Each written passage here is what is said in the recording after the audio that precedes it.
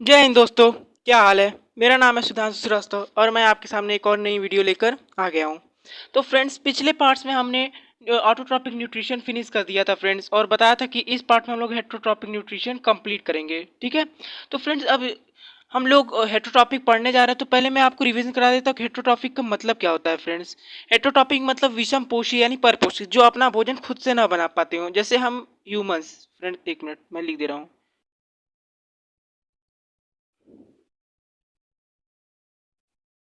तो humans friends, जो हम लोग अपना भोजन खुद से नहीं बना पाते हैं। ठीक है फ्रेंड्स, अगर हम लोग ये हेटेरोटॉपिक न्यूट्रिशन फिनिश कर देंगे, उसके बाद हमारी ये न्यूट्रिशन टॉपिक कंप्लीट हो जाएगा फ्रेंड्स।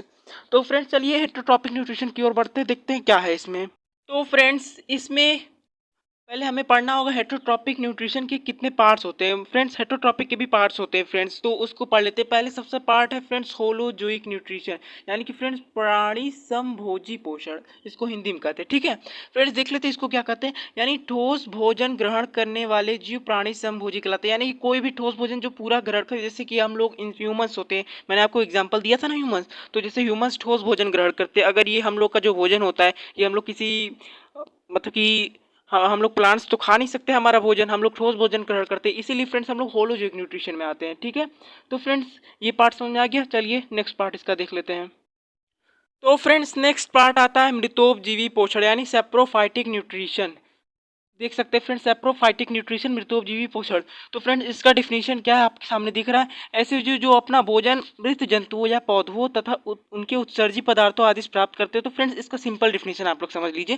यानी ऐसे मतलब जो जंतु होते हैं जो मरे हुए सड़े गले पदार्थों से अपना भोजन लेते हैं। जैसे कि फ्रेंड्स, जैसे कोई भी जैसे बफेलो होता है, वाइल्ड बफेलो अगर फॉरेस्ट में मर जाता है, तो उससे जो भी यानी कि जो भी जीव उसका भोजन खाते हैं, वो सब सेप्रोफाइटिक में आते हैं फ्रेंड्स। ठीक है।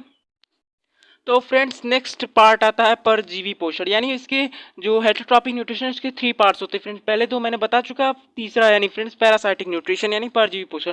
तो इसका डिफिनेशन भी आप लोग देख सकते हैं। ऐसे जीव जो अपना भोजन दूसरे जीव के शरीर के बाहर अथवा भीतर रहकर प्रत्यक्ष रूप से उसकी जीवित अवस्था में ही प्राप्त करते हैं, परजीवी कहलाते हैं। तो फ्रेंड, ये तो हो गई बुक की भाषा। अब हम लोग देखते हैं इसका डिफिनेशन क्या होता है। तो फ्रेंड, जैसे फीता कृमि हो गया, जो हमारे शरीर के अंदर रहता है, तो वो हमारे शरीर के अंदर रहकर ही, हम लोग जिंदा है फिर भी हमसे भोजन लेता है और हमारे शरीर के अंदर, तो वो फ्रेंड पैरासाइटिक हो जाएगा फ्रेंड। और जैसे फ्रेंड जू हो गया, जो हमारे बालों में नहीं होता फ्रेंड, वो भी पैरासाइटिक है। वो बस शरीर के बाहर रहता है और फीता कृमि शरीर के अंदर रहता है। और से जो कोक हो गया फ्रेंड, जो बफेलो के मतलब भैंस के जो होता है स्किन पे उस पे लगा रहता है। तो ये सब फ्रेंड्स पैरासाइटिक यानी परजीवी न्यूट्रिशन में आते हैं।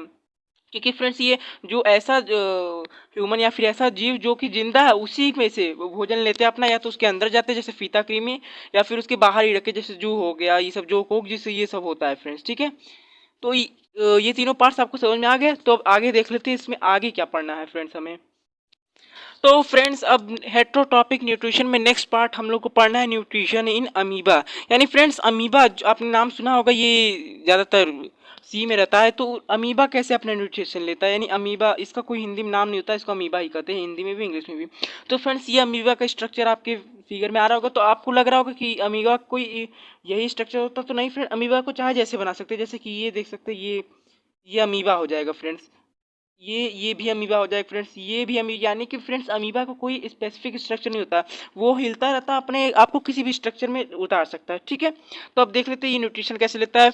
तो फ्रेंड्स, ये एक यूनिसेलुलर ऑर्गेनिज्म, पहले ये तो जान लीजिए। यूनिसेलुलर मतलब एक कोशिकीय जीव, यानी जिसमें एक कोशिका हो। हमारे में तो बहुत सारी कोशिकाएं हैं, कोशिका से मिलकर टिश्यू है जो, और बहुत सारे टिश्यू भी है, तो हम लोग तो मल्टी सेलुलर में आ जाएंगे, लेकिन ये यूनिसेलुलर है, यानी एक ही कोशिका है। तो एक कोशिका से ये अपना न्यूट्रिशन कैसे करता है, इसलिए ये बहुत इंपॉर्टेंट पार्ट है फ्रेंड। देख लेते हैं। जैसे फ्रेंड्स, इसके पास तो पहले जो होता है पैर होते हैं, जो पादाप इसको कहते हैं। देख सकते हैं यहाँ पे ये जो निकले, जैसे ये होता है। तो मैं कलर चेंज कर लेता हूँ, फिर आपको बताता हूँ। तो ये जो निकला होता है फ्रेंड्स, इसका ये सब ये पैर होता है फ्रेंड्स, यानी पादाप। इसी की मदद से अमीबा जो है चलता भी है और अपना भोजन भी पकड़ता है। कैसे पकड़ता है देखिए। जैसे फ्रेंड्स, ये अमीबा है, ठीक है। मैं ये अमीबा है फ्रेंड्स, ठीक है। और ये देखिए, ये एक रेड कलर का आपको दिख रहा होगा यहाँ पे, ये इसका फूड है, ठीक है। ये फूड थोड़ी दूरी पर है अमीबा से, लेकिन अमीबा फिर चल के इसके पास जाता है और देख सकते हैं इसके अपने पैरों की मदद से जकड़ रहा है, आपको फिगर में दिख रहा होगा, ठीक है। और फिर जब ये फ्रेंड्स बहुत ज़्यादा पास चला जाता है, तो ये एक वैक्यूल का निर्माण कर देता है, यानी खाद्य रिक्तिका कहते हैं, ठीक है, इसको वैक्यूल्स, ठीक है। तो वैक्यूल्स में इसका पाचन आचन होता है, और पाचन करके अवशोषण इसका हो जाता है। देख सकते हैं यहाँ पे ये जो फूड है वो अमीबा के अंदर पच चुका है फ्रेंड्स। और जो अधपचा यानी कि जो नहीं पचा रहता है, जो डाइजेस्ट नहीं हो पाता, जैसे हम लोग भी डाइजेस्ट नहीं कर पाते तो उसको बाहर तो निकालते ही है ना फ्रेंड्स, एनस के थ्रू यानी गुदा द्वार के थ्रू। तो वैसे ये भी फ्रेंड्स अपने ही कोशिका यानी जो सतह होती है, क्योंकि ये एक कोश की होता है इसमें, तो ये जो सतह होती है फ्रेंड्स इसकी, ये सब सतह इसी के जरिए वो निकाल देता है फ्रेंड्स। इसमें कोई स्पेसिफिक सेल नहीं होता कि इसके जरूर वो निकाले, ठीक है। तो आपको समझ में आ गया, मैं एक बार क्विक रिवीजन करा देता हूँ फ्रेंड। जो अमीबा होता है उसके वो यूनिसेलुलर होता है फ्रेंड्स, वो अपने पैरों की मदद से ही जो अपना भोजन होता है यानी जो शिकार होता है उसको पकड़ता है, उसका वैक्यूल बना के उसका पाचन करता है फ्रेंड्स, ठीक है। तो अब नेक्स्ट पार्ट पे चलते हैं फ्रेंड्स। नेक्स्ट एक छोटा सा टॉपिक है न्यूट्रिशन इन पैरामीशियम, उसको देख लेते हैं। तो फ्रेंड्स नेक्स्ट पार्ट होता है पैरामीशियम, यानी फ्रेंड्स पैरामीशियम को तो हिंदी में भी पैरामीशियम ही शायद कहते हैं। तो ठीक है, अगर कुछ होगा तो आप लोग कमेंट बॉक्स में बताइएगा इसको हिंदी में क्या कहते हैं, ठीक है। तो पैरामीशियम तो फ्रेंड्स इसका एक स्पेसिफिक स्ट्रक्चर होता है, जैसे कि एक चप्पल या जूते के आकार का होता है। एक चप्पल या जूते का आकार का होता है, जैसे कि आप में देख सकते हो। और इसमें अंदर पूरे कई सारे सेल्स होते हैं, ये देख सकते हैं कई सारे सेल्स हैं, ये सब भरे हुए। ये यूनिसेलुलर नहीं है फ्रेंड्स, ये दिखता है चप्पल या जूते का आकार का। तो अब इसके पास फ्रेंड्स पक्षमाभ होती है, जिसको बायस कहते हैं फ्रेंड्स। देख सकते हैं ये जो बाल की तरह का स्ट्रक्चर है, हेयर लाइक स्ट्रक्चर, यही होता है फ्रेंड्स पक्षमाभ। इसी की मदद से फ्रेंड्स ये चलता भी है और अपने भोजनों मतलब अपने जो फूड है उसको पकड़ता है, उसका पाचन करता है फ्रेंड्स। पहले आप ये जान लीजिए पाचन क्या होता है फ्रेंड्स। आप लोग पाचन तो सुन रहे हैं यानी डाइजेशन सुन रहे हैं, लेकिन ये डाइजेशन होता क्या है।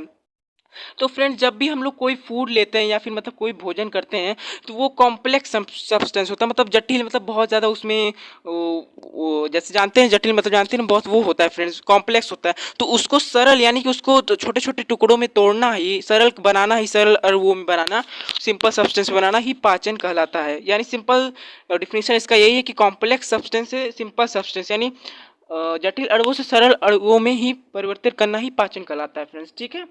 तो अब ये समझ लिए। तो फ्रेंड्स ये पैरामीशियम के बारे में ज़्यादा आपके चैप्टर में है नहीं, बस 2 लाइन लिखा हुआ है तो मैंने सोचा बता दूं, ठीक है। चलिए अब नेक्स्ट टॉपिक की ओर चलते हैं। तो फ्रेंड्स नेक्स्ट टॉपिक आता है न्यूट्रिशन इन ह्यूमंस, मतलब कि मनुष्य में पोषण फ्रेंड्स। जिसका जो मेन टॉपिक इस न्यूट्रिशन का है ये यही है फ्रेंड्स कि हमें हमारे अंदर मतलब इंसान के अंदर पोषण कैसे होता है, हमें यही पढ़ना है फ्रेंड। तो ये कुछ 5 स्टेजेस में होता है, आपकी बुक में ज़्यादा लिखा नहीं लेकिन मैं आपको बता दे रहा हूँ। इसका पहला स्टेज होता है फ्रेंड्स ईजेशन, जिसको कहते इंजेशन, मतलब कि इंजेशन कहते हैं उसको, ईजेशन भी कर सकते हैं। अंतर्ग्रहण जिसको कहते हैं फ्रेंड्स, यानी कि भोजन को या अपने अंदर मतलब मुख में लेना या उसको खाना, ये देख सकते हैं ना फ्रेंड्स, मुख में लेना या उसको खाना फ्रेंड्स, ठीक है। उसके बाद नेक्स्ट टॉपिक आता है उसका पाचन, डाइजेशन। डाइजेशन मैंने बता दिया है, सिंपल कॉम्प्लेक्स सब्सटेंस से सिंपल सब्सटेंस में ही बदलना डाइजेशन कहलाता है, यानी पाचन कहलाता है फ्रेंड। तो इसमें कुल मिला के हमें यही पढ़ना है फ्रेंड्स पाचन, क्योंकि ये सबसे इंपॉर्टेंट टॉपिक होता है फ्रेंड्स। कि फ्रेंड्स पाचन भी कई स्टेजेस में होता है, जैसे फ्रेंड्स जब हम लोग मुंह में भोजन लेते हैं तभी उसका पाचन शुरू हो जाता है, प्रोटीन का पाचन तब से शुरू हो जाता है फ्रेंड। मैं भी आपको आगे डिटेल में बताऊंगा, फिलहाल तो आप ये समझिए, ठीक है फ्रेंड्स। उसके बाद फ्रेंड्स आता है अवशोषण। अवशोषण फ्रेंड्स, तो यानी कि फ्रेंड्स जो पचा हुआ भोजन है उसका जो अवशोषण होता है वो छोटी आंत में हो जाता है, यानी स्मॉल इंटेस्टाइन, ठीक है। मैं यहाँ लिख दे रहा हूँ, यहाँ ई नहीं लिख पा रहा हूँ, ठीक है। तो स्मॉल इंटेस्टाइन यानी क्षुद्रांत, इसको क्षुद्रांत कहते हैं हिंदी में, या छोटी आंत भी कह देते हैं, छोटी आंत ज़्यादा कहते हैं, क्षुद्रांत भी कहते हैं। तो यानी क्षुद्रांत में इसका मेन रूप से पाचन होता है फ्रेंड्स, ठीक है।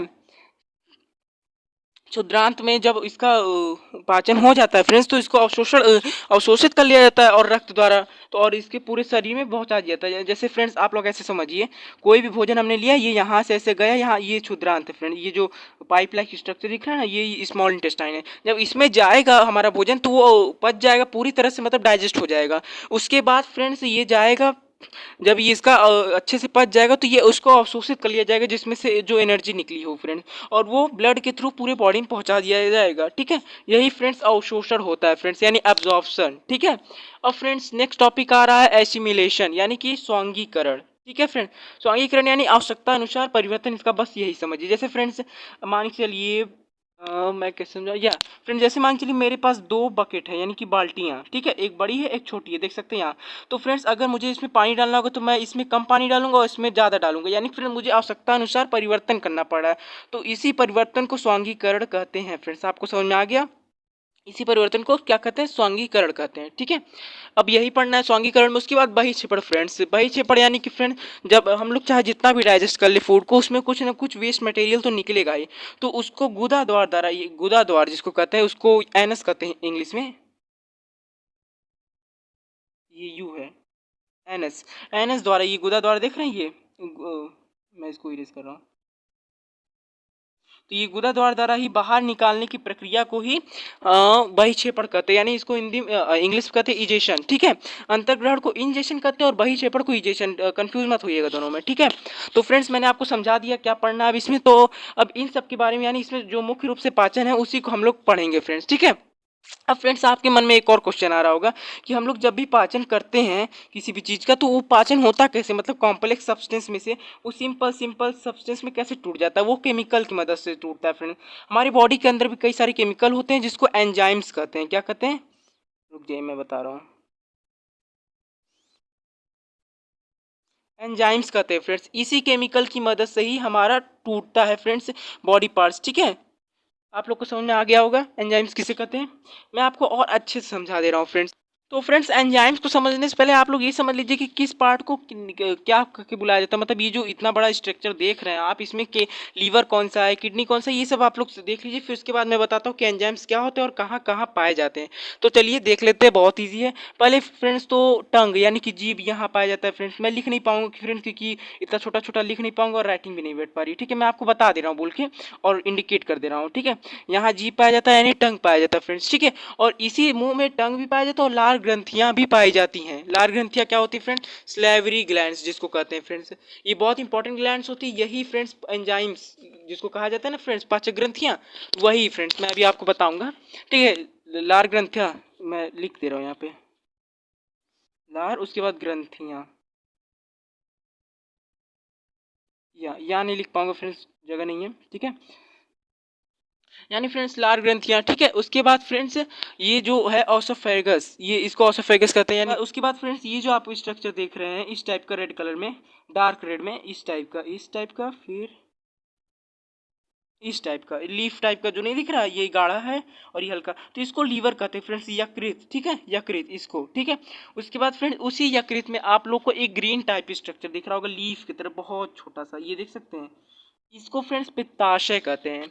क्या कहते हैं फ्रेंड्स, पित्ताशय कहते हैं। पित्ताशय यानी गाल ब्लैडर। ठीक है, ये भी बहुत इंपॉर्टेंट रोल प्ले करता है डाइजेशन में। ठीक है, उसके बाद फ्रेंड्स ये देख सकते हैं, ये आमाशय है फ्रेंड्स, ये जो पिंक टाइप का थोड़ा किडनी शेप का दिख रहा है और पिंक टाइप का, इसको आमाशय कहते हैं। आमाशय क्या, स्टमक कहते हैं फ्रेंड्स। ठीक है, स्टमक, आप लोग को स्टमक पेट जानते होंगे। तो फ्रेंड्स साइंस की लैंग्वेज में सबका मीनिंग अलग होता है। जैसे फ्रेंड स्टमक को हम लोग आम भाषा में पेट बुलाते हैं, लेकिन उसको साइंस में पेट नहीं होता, आमाशय होता है। जैसे फ्रेंड्स जो हार्ट होता है उसको हम लोग वैसे तो दिल बुलाते हैं, लेकिन साइंस की भाषा में वो हृदय होता है फ्रेंड, दिल टाइप का कुछ नहीं होता। ठीक है, तो इसको आमाशय कहते हैं यानी स्टमक। ठीक है, स्टमक तो आप लोग जानते ही, पेट। ठीक है, उसके बाद फ्रेंड्स आप लोग यहाँ पे बहुत कॉम्प्लिकेशन, यहाँ पे देख सकते हैं, जैसे ये ग्रीन टाइप स्ट्रक्चर, वैसे यहाँ भी ग्रीन टाइप स्ट्रक्चर आपको दिख रहा होगा।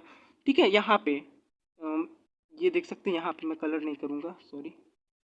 हाँ, यहाँ पे जो, तो वो फ्रेंड्स क्या होता है, मैं आपको अभी एक बड़ा फिगर लेके समझाऊंगा फ्रेंड्स। ठीक है, उसको पहले आप लोग जान लीजिए, वो होता है अग्न्याशय फ्रेंड्स। क्या होता है, अग्न्याशय। ठीक है, पैनक्रियाज जिसको कहते हैं फ्रेंड्स, पैनक्रियाज होता है फ्रेंड्स वो। ठीक है, उसके बाद फ्रेंड्स ये जो आपको बड़ा सा दिख रहा है, ऐसे करके गुदा द्वार, यानी कि जो होता है एनस में जाता है, जो गुदा द्वार में जाता है, वो होता है लार्ज इंटेस्टाइन, बड़ी आंत। ठीक है, जिसको वृहदांत्र भी कहते हैं। ठीक है, वृहदांत्र।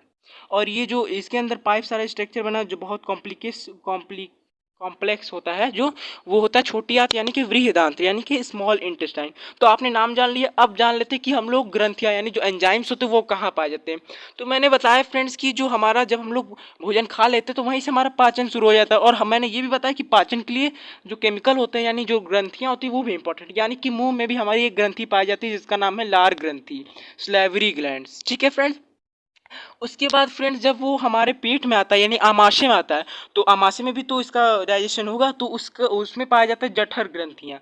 क्या पाया जाता है, जठर ग्रंथियाँ यानी गैस्ट्रिक ग्लैंड्स, या फिर इसको स्टोमक ग्लैंड्स भी कहते हैं। ठीक है, गैस्ट्रिक ग्लैंड्स, रुक जाइए मैं,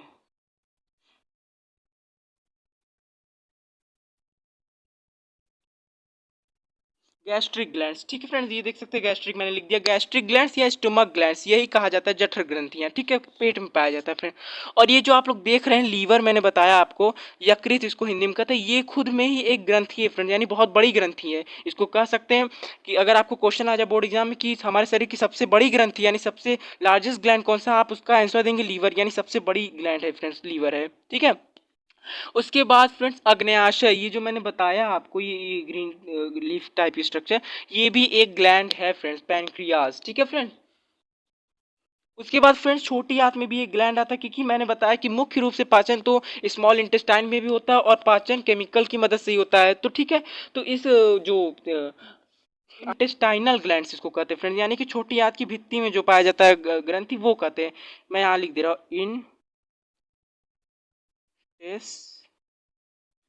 इंटेस्टाइनल, इंटेस्टाइनल, ये ए है फ्रेंड्स, ई नहीं है, ए है, ठीक है। इंटेस्टाइनल ग्लैंड्स इसको कहते हैं, यानी छोटी आंत की भित्ति में जो पाया जाता है, ठीक है। उसके बाद फ्रेंड अब यहाँ पे स्ट्रक्चर देख लेते हैं फ्रेंड्स थोड़ा सा। फ्रेंड्स तो अभी तो हम लोग पाचन पूरा मुख्य रूप से पढ़ेंगे, लेकिन यहाँ थोड़ा स्ट्रक्चर देख लेते हैं। जैसे कि फ्रेंड्स देख सकते हैं ओसोफेरगस, अगर आपसे पूछ लिया जाए एलिमेंट्री कैनल यानी कि आहार नाल क्या होता है, तो आप लोग क्या कहेंगे फ्रेंड्स, वो एक 9 से 10 मीटर लंबी पाइप नुमा संरचना होती है, यानी स्ट्रक्चर होती है, जो कि पूरा का पूरा गुदा द्वार तक यानी एनस तक फैला होता है फ्रेंड्स। देख सकते हैं ये यहाँ से आ रहा है फ्रेंड्स, और फिर ये देख सकते आमाशय, यानी कि ये स्टमक में खुल गया, ठीक है। स्टमक में खुलने के बाद ये देखते ऐसे फिर जा रहा है, ये स्मॉल इंटेस्टाइन में खुल गया, देख सकते कलर मैच कर रहा है दोनों का, ठीक है। उसके बाद स्मॉल इंटेस्टाइन से ये मैच कर जाता है लार्ज इंटेस्टाइन में, और लार्ज इंटेस्टाइन हो जाता है एनस तक, यानी इस तरह से हम लोग कह सकते हैं। ऐसे फेरेगस 9 से 10 मीटर लंबी एक नली होती है, जो पाइप की तरह दिखती है, जो एनस तक फैली होती है, यानी गुदा द्वार तक फैली होती है फ्रेंड्स, ठीक है। फ्रेंड्स तो अब एक बार मैं आपको और अच्छे से डिटेल में समझा देता हूँ कि, तो फ्रेंड्स ये देख सकते हैं उस फिगर में आपको ज़्यादा नहीं समझ में आया, इस फिगर में मैं आपको फिर से समझाऊंगा, फिर से आपको सारे नाम लिख के बताऊंगा किसको क्या कहते हैं, ठीक है। तो फ्रेंड्स इसके ऊपर के भाग तो आहार नाल यानी एलिमेंट्री कैनल होगा, वो सब मैं बता चुका हूँ।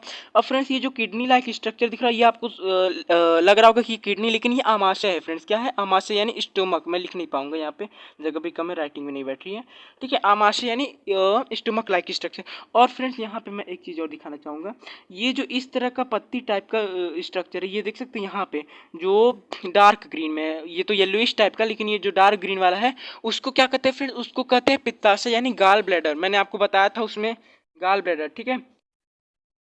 और फ्रेंड्स आपको उसमें अग्न्याशय यानी पैनक्रियाज नहीं दिख पा रहा था, मैं जानता था, इसीलिए मैंने ये फिगर लिया है। ये वाला जो लीफ है यानी जो येलो कलर का दिख रहा है, इसी को फ्रेंड्स पैनक्रियाज यानी अग्न्याशय कहते हैं। ये एक ग्रंथि है फ्रेंड्स, यहाँ भी इसका पाचन होता है, देख सकते हैं अग्न्याशय, मैं लिख दे रहा हूँ यहाँ क्योंकि लिखना जरूरी है, अग्न्याशय, ठीक है फ्रेंड्स, अग्न्याशय इसको कहते हैं फ्रेंड्स। अब आपको दिख रहा होगा। और ये वाला फ्रेंड्स, ये जो बड़ा सा स्ट्रक्चर है जो रेड कलर का है, डार्क रेड, वो लीवर है, मैंने आपको बताया ही पहले, ठीक है। लीवर यानी यकृत सबसे बड़ी ग्लैंड, सबसे बड़ी ग्रंथि है हमारी बॉडी की।